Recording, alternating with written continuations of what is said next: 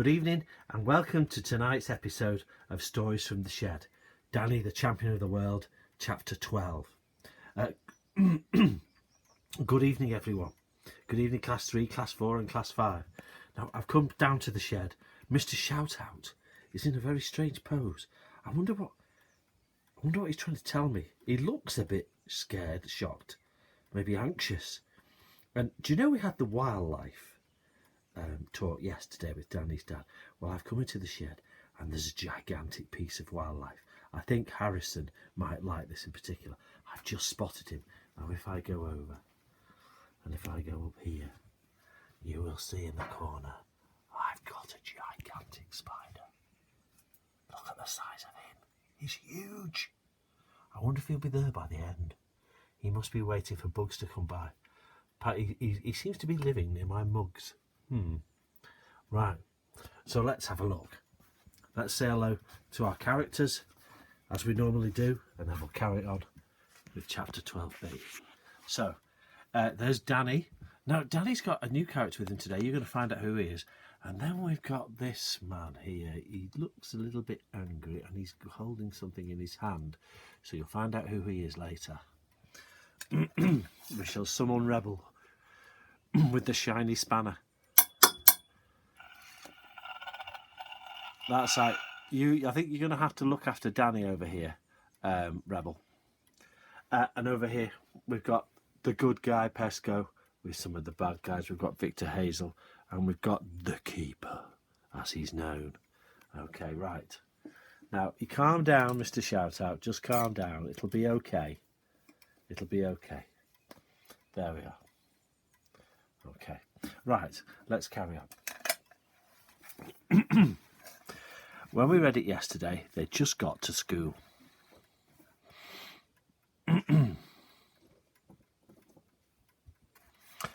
Ours was just a small village school, a squat, ugly red brick building with no upstairs room at all.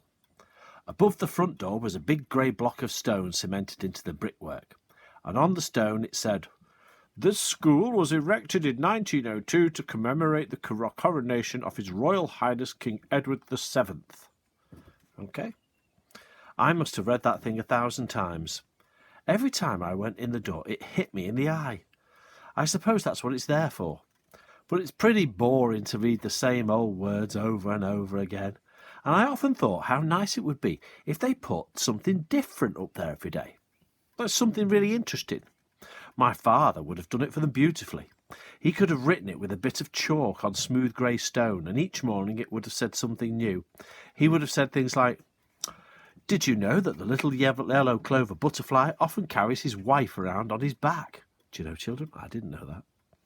Another time he might have said, "The guppy," that's a fish, "has funny habits. When he falls in love with another guppy, he bites her on the bottom." Interesting. And another time, "Did you know that the death's head moth can squeak?" And then again, "Birds have almost no sense of smell, but they have good eyesight and they love red colours. The flowers they like are red and yellow, but never blue." Well, I didn't know that. Perhaps another time he would get out his chalk and write, "Some bees have tongues which they can unroll until they are nearly twice as long as the bee itself." Children, I don't know if you can hear, but I think we've got some strange visitors on the roof. Let's listen and see if you can hear them. Are they still there? Oh no, they seem to have gone. They seem to have gone. I think we had a pair of magpies on the roof. Anyway,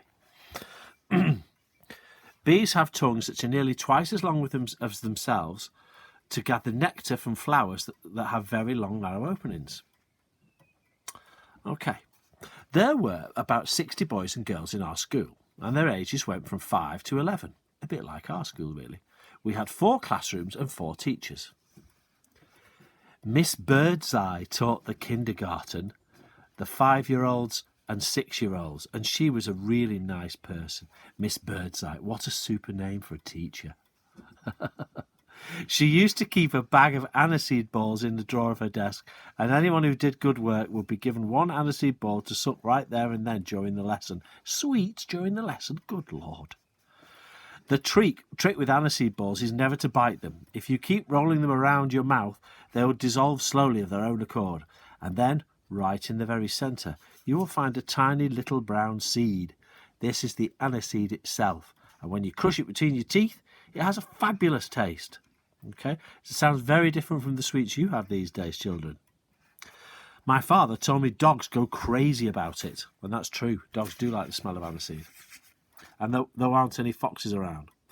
The huntsman will drag a bag of aniseed for miles and miles over the countryside. And the foxhounds will follow the scent because they love it so. This is known as a drag hunt.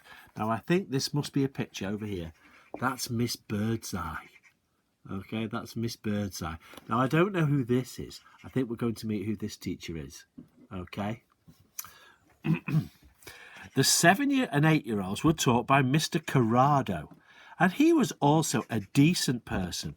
He was a very old teacher, probably 60 or more, but that didn't seem to stop him being in love with Miss Birdseye.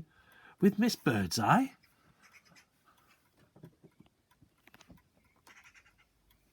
So, the children think that Mr. Corrado likes Miss Birdseye. Very interesting. Very, very interesting. Right.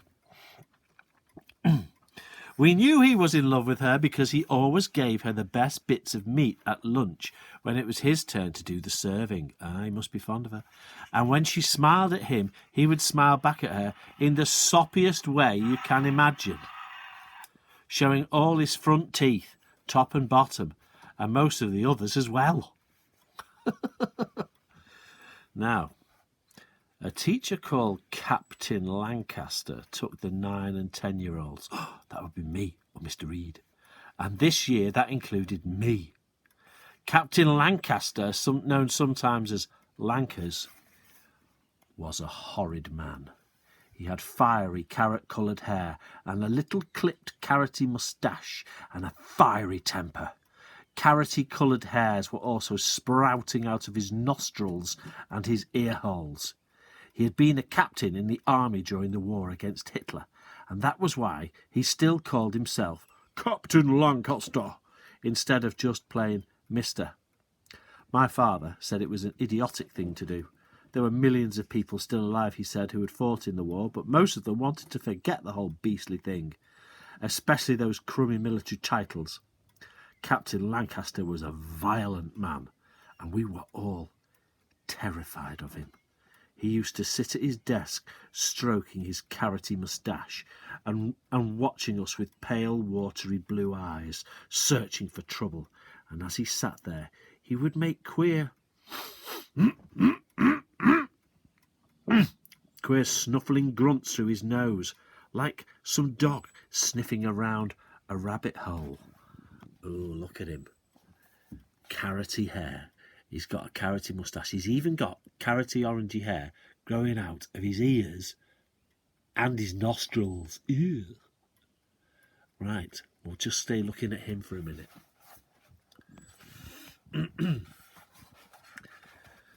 The headmaster was called Mr. Snoddy. He took the top form, the 11-year-olds, and everybody liked him. He was a small round man with a huge scarlet nose. I felt sorry for him having a nose like that. There he is. There's Mr. Snoddy. This is the headmaster. He's very different to Mrs. Tierney, isn't he? His nose was so big and inflamed it looked as though it might explode any moment and blow him up. A funny thing about Mr. Snoddy was that he always brought a glass of water with him into class. And this he kept sipping right through the lesson. At least everyone thought it was a glass of water. Everyone, that is, except me and my best friend, Sydney Morgans. This must be Sydney. There's Sydney. We knew differently, and this is how we found out. Will they find out what Mr. Snoddy has in his glass?